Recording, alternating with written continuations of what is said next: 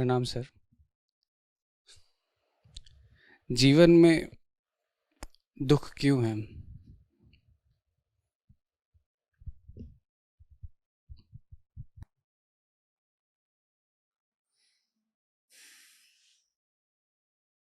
कुछ और विस्तार से पूछना चाहते हो? यही है ये है सर। दुख माने क्या होता है? दुख किसको कहते हैं? दुख कैसे पता आप दुखी हैं?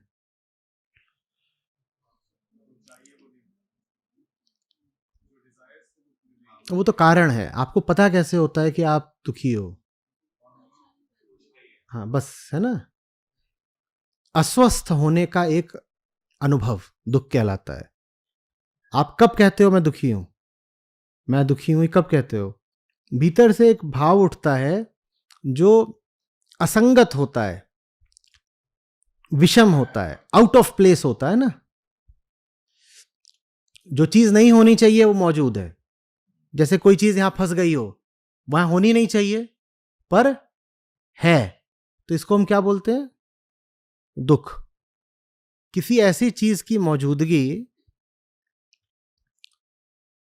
जो नहीं होनी चाहिए। ठीक है, तो अब दुख क्यों है? यही है दुख। जो अनावश्यक है जब वो होता है तो उसको दुख बोलते हैं। जिसके होने से कोई लाभ नहीं पर फिर भी है, वो दुख है। नहीं होना चाहिए, पकड़ रखा है, वही दुख है। आपको जिज्ञासा हो रही है, आप कह रहे हैं इसको आप उल्टे तरीके से क्यों नहीं बोल रहे कि जो होना चाहिए वो अनुपस्थित है इसलिए दुख है, कि जो होना चाहिए वो अनुपस्थित है इसलिए दुख है। इस प्रश्न पर भी मनीषियों ने विचार करा कि कहीं ऐसा तो नहीं कि दुख किसी अनुपस्थिति का नाम हो। मैंने शुरू करते ही क्या कहा? दुख एक अनावश्यक उपस्थिति है, जैसे गले में कुछ फंस गया हो, नहीं होना चाहिए पर है। सोचने वालों ने इस प्रश्न पर भी विचार किया, ऐसा तो नहीं कि कुछ होना चाहिए और वो नहीं मिल रहा इसलिए दुख है। क्योंकि पहली बात यही आती है दिमाग में। एक आम आदमी है, उससे पूछो दुख क्यों है, तो 10 में से 7-8 बार उत्तर यही देगा कि फलानी चीज चाहिए थी, मिली नहीं। वो कहेगा दुख एक अनुपस्थिति है। दुख है किसी चीज का न मिलना, अनुपस्थित होना। जिन्होंने इस मुद्दे को बहुत गहराई से खंगाला, उन्होंने कहा नहीं, असली बात तो यह है कि कुछ भी जो मिल गया है कभी ना कभी किसी ना किसी रूप में खुलकर छुपकर दुख ही बनता है। तो दुख तो एक अनावश्यक उपस्थिति ही है। फिर उन्होंने इसी चीज को और आगे खींचा। वो बोले जो कुछ भी है वो दुख बनेगा ही बनेगा। तो ऋषि जब ये बोल रहे थे तो जो बगल में बैठे थे ऋषि, उन्होंने कहा जो कुछ भी है माने किसके लिए है? ये तो बताया नहीं तुमने। वेदांत में ऐसी बातचीत होती है। बोले जो कुछ भी है वही दुख बनेगा, किसके लिए? बोले अरे जीव के लिए ही होता है जो कुछ होता है उसके जीवन में। उसके जीवन में क्या क्या होता है? विचार होते हैं, आदर्श होते हैं, रुपया होता है, पैसा, घर, धन, दौलत, परिवार, प्रतिष्ठा, ये सब चीजें होती हैं सबके पास, अतीत, स्मृतियां, ये सब होता है। तो बोले अच्छा, तो जीव के लिए तो ये सब चीजें होती हैं?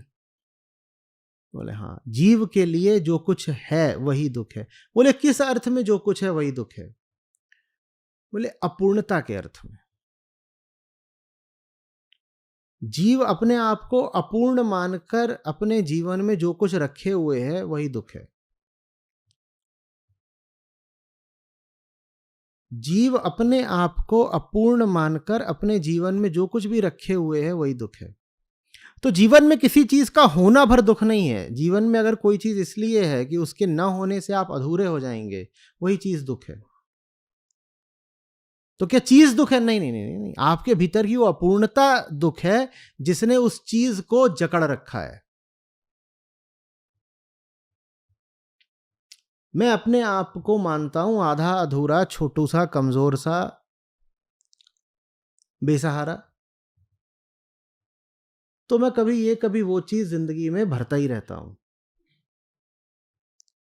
ठीक, जो चीजें मैंने स्वयं सक्रिय रूप से नहीं भरी, संयोग से भी आ गई, मैं उनको भी पकड़ लेता हूं।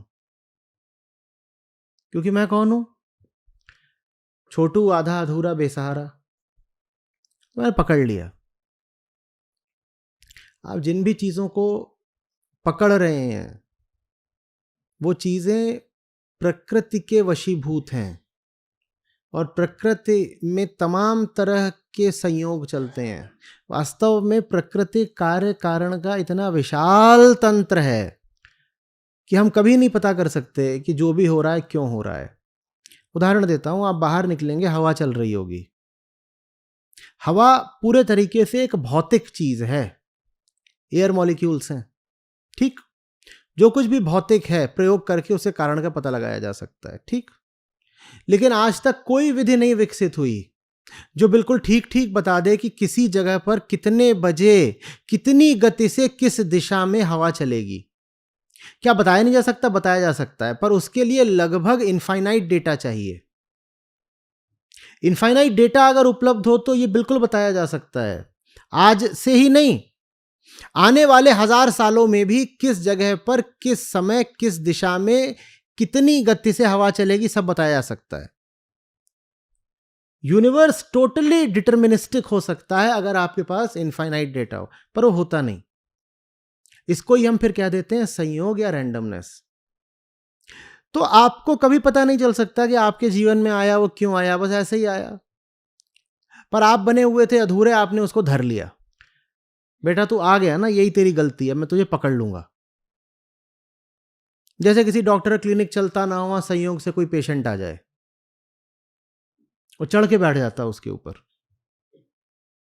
जाने ही नहीं देता। समझ में आ रही है बात? ये हम पकड़े रहते हैं, और जब पकड़ते हैं तो सारा ध्यान केंद्रित हो जाता है पकड़ी हुई चीज पर। कोई आदमी अपने को लेकर नहीं रो रहा, हर आदमी रो रहा है किसी चीज को लेकर के।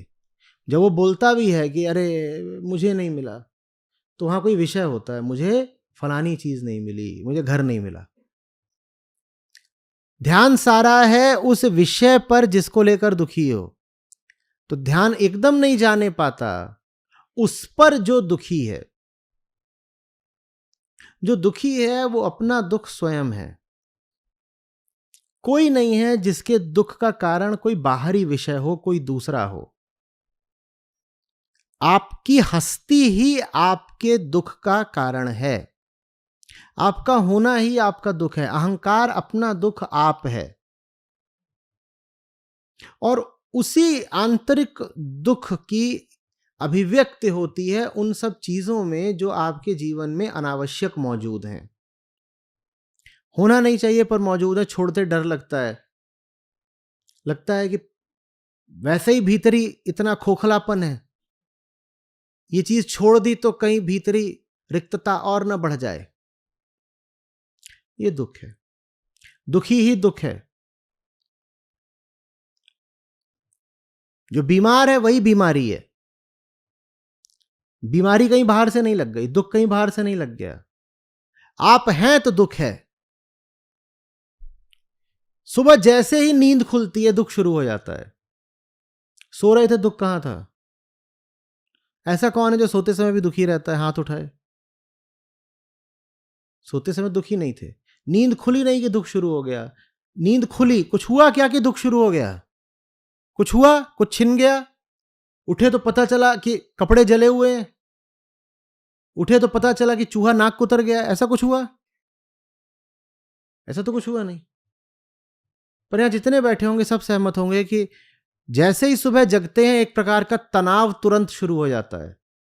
उस तनाव का कोई कारण नहीं होता, उस तनाव का कोई विषय नहीं होता, पर तनाव शुरू हो जाता है। गौर किया है? विषयहीन तनाव, कारणहीन तनाव, रीजनलेस टेंशन शुरू होता है कि नहीं? फिर आपको सोचना पड़ता है कि आज की ताजा गड़बड़ क्या है, खोजना पड़ता है कि आज क्या गलत हुआ है, क्योंकि दुख को जस्टिफाई भी तो करना है। नहीं तो मूर्ख जैसे लगेंगे कि हुआ कुछ नहीं है लेकिन दुखी घूम रहे हैं किसी को क्या बताएंगे? तो आज का ताजा कारण, आज का ताजा कारण, आज का ताजा कारण, कहीं से तो कारण खोज के लाओ। नहीं कोई पूछेगा कि ये मुंह लटकाए काहे घूम रहे हो तो क्या बोलेंगे? बड़ा अजीब लगेगा, कहेंगे नहीं वजह तो कुछ नहीं है, बस हम बेवकूफ हैं। ऐसे तो नहीं बोलते। तो सुबह उठना ही दुख है, माने चेतना की जागृत अवस्था जिसमें स्मृतियां हैं और विचार हैं, यही दुख है। उस अवस्था में दुख है माने क्या? उस अवस्था के केंद्र में दुख है। उस अवस्था के केंद्र में क्या चीज बैठी हुई है?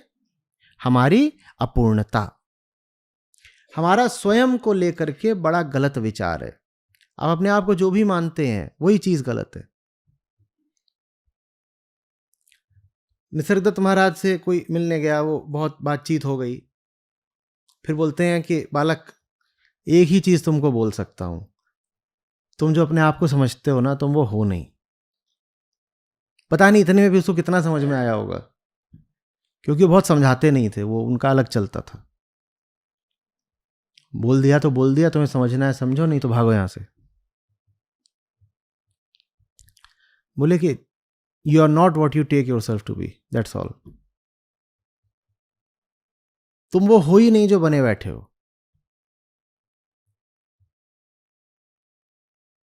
और जो तुम बने बैठे हो उसके कारण तुम्हें 100 चीजें पकड़नी पड़ती हैं। जो चीजें तुमने पकड़ी हैं वो तुम्हारे नियंत्रण में नहीं है, वो संयोगों का परिणाम है,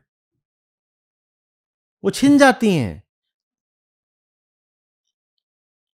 जैसे लहरें उठ के लुप्त हो जाती हैं, जैसे हवा अभी चली फिर थम जाती है। अब अगर हवा से कुछ उम्मीद ना हो, अपेक्षा ना हो, तो ये बात बड़े शांत और सुखद अनुभव की हो सकती है ना।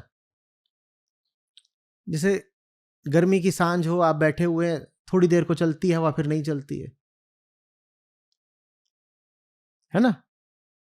और फिर आप कहते हैं अच्छा ठीक है, फिर थोड़ी देर फिर चली, फिर नहीं चली। लेकिन यही आपकी अगर हवा से उम्मीद बन जाए कि इसका तो मेरा 7 जन्म का रिश्ता है, मेरी हवा सिर्फ मेरी है, तो आपको बड़ी तकलीफ होगी जितनी बार वो नहीं चलेगी। आपको अब कहां चल रही है, बेगैरत कहां गई है मुंह मारने, अभी तो यहां थी, अभी कहां विलुप्त हो गई। ये दो स्थितियां कितनी अलग। एक चीज जो आनंद का स्रोत हो सकती थी उसको हम अपने लिए दुख बना लेते हैं। आत्मस्थ आदमी के लिए किसी चीज का होना भी आनंद है, उस चीज का न होना भी आनंद है। कभी गर्मियों में जाकर के छत पे लेटे हैं? आप में से कितने लोग हैं जो कभी खुली छत पे सोए हैं? तो गर्मियां चल रही हैं, मान लीजिए जून का महीना है, मॉनसून आने ही वाले हैं या आ चुके हैं, तो बादल छाए रहते हैं, ठीक। और फिर चांद क्या करता है? क्या करता है? कभी छुपता है, कभी प्रकट होता है, कभी आधा सा दिखता है, जैसे कोई बच्चा लुका छिपी खेल रहा और दीवार के पीछे से ऐसे मुंह निकाल के, देखा बच्चे ऐसे करते, उनके साथ खेलो और उनको ना ढूंढो बहुत देर तक, तो भी उनको खुजली हो जाती है, फिर वो अपने आप निकल करके आते और कहते इधर हूं मुझे पकड़ो। तो चांद भी जैसे वैसे ही कर रहा हो। कभी कभी बादल के पीछे पूरा छुप जाता है, बस उसकी परिधि दिखाई देती है ऐसे, और फिर वो जो बादल है वो एकदम चमक उठता है, उसमें ऐसे कोने में देखा सिल्वर लाइनिंग आ जाती है। अब चांद का दिखना भी सुख है और चांद का न दिखना भी सुख है, उसका होना और उसका छुपना दोनों सुख है, क्योंकि सौभाग्यवश अभी तक आपने चांद से कोई व्यक्तिगत रिश्ता नहीं बनाया है, ना आपने उससे कोई व्यक्तिगत उम्मीदें पाली हैं, न कस्में खा ली हैं। कि देख चांद, तेरी चांदनी मेरी है, अब वो मेरी चांदनी। अब वो हो जाए तो फिर देखिए दिल कैसे टूटेगा। एक रात में 150 बार टूटेगा। जितनी बार वो छुपेगा उतनी बार आप कहेंगे हो गई बेवफाई। ये दुख है। पूरे रहो ना अपने आप में, फिर पूरी प्रकृति आपको एक निरपेक्ष सुख देती है, उसको आनंद कहते हैं। आनंद क्या है? निर्वैयक्तिक सुख, सुख है जिसके साथ आपकी कोई आशा नहीं जुड़ी हुई है। ऐसा सुख जो आपके व्यक्तित्व को पूरा नहीं कर रहा, आप पहले से ही पूरे हो। मैं पूरा हूं, मैं पूरा हूं। अरोरा चांद,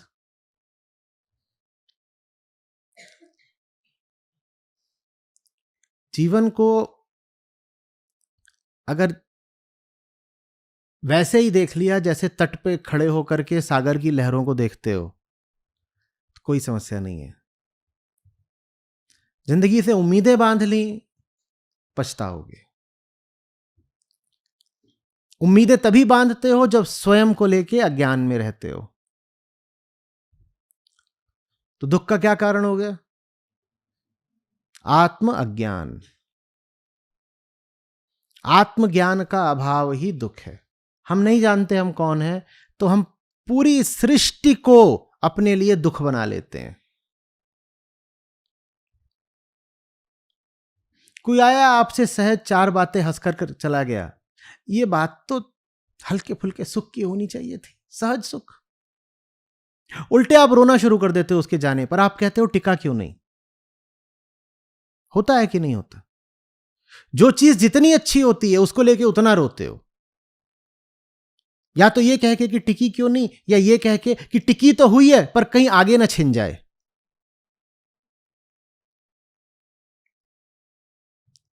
हम पूरे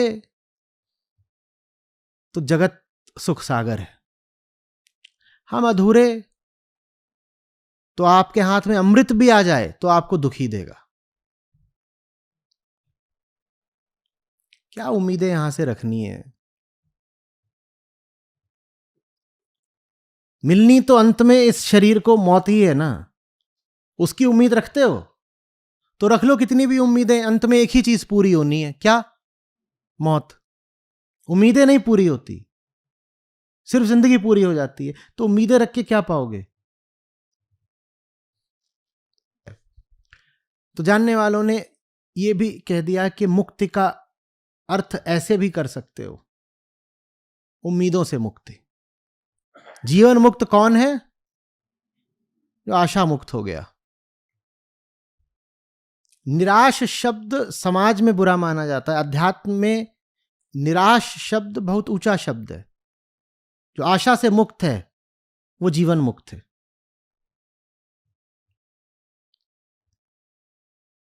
कैसा खेल है, चल रहा है, हम देख रहे हैं। जब तक है बहुत सुख की बात है, जब नहीं है तब भी क्या चला गया।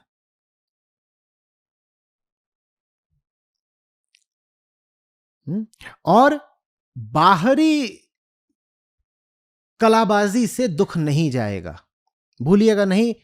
दुखी ही दुख है। जो दुखी है वो अपना दुख स्वयं है। तो बाहरी परिवर्तनों से आपका दुख मिट नहीं जाएगा। आपको दुख मिटाना है तो अपने आप को मिटाना होगा। आप चाहें कि दुनिया में कुछ फेरबदल कर दें, जिन विषयों से आपका संबंध है उनको बदल दें, आगे पीछे कर दें, कुछ पुरानी चीज छोड़ करके कोई नई चीज ले आएं, ये सब कर दें, दीवारों में नए रंग का पेंट करा दें, इससे दुख चला जाएगा। दुख जाएगा जब आप जाएंगे। और आपका जाना आपके लिए बड़ी खुशखबरी की बात होती है, डरिए मत। हमारा जाना माने हमारी बेहोशी का जाना। जब आपकी बेहोशी जाती है तो आप प्रकट होते हैं फिर पहली बार, उसको जन्म कहते हैं। आपका जाना माने ये नहीं कि आपकी हस्ती विलुप्त हो जाएगी। आपका जाना माने आपकी बेहोशी का जाना। आप बेहोश जब नहीं रहेंगे तब तो आप पैदा होंगे ना, तब तो आप हुए, तब आपका अस्तित्व आया। नहीं तो हम जैसे हैं, हम होते कहां हैं? कुछ नहीं, बिना हुए ही मर जाते हैं। क्या छोरा पैदा हुआ नहीं? पैदा नहीं हुआ, 80 साल बाद मर गया। मरा कौन? पैदा ही नहीं हुआ था। डबल ट्रेजेडी, दूनी त्रासदी। पहली बात पैदा नहीं हुआ, और दूसरी बात मर भी गया, और उसमें इतना और जोड़ दो कि 80 साल तक दुख और भोगता रहा। कहीं पैदा नहीं हुआ पर दुख कैसे भोगे? यही तो चमत्कार है, इसी को माया बोलते हैं। पैदा हुआ नहीं, दुख पूरे भोगे।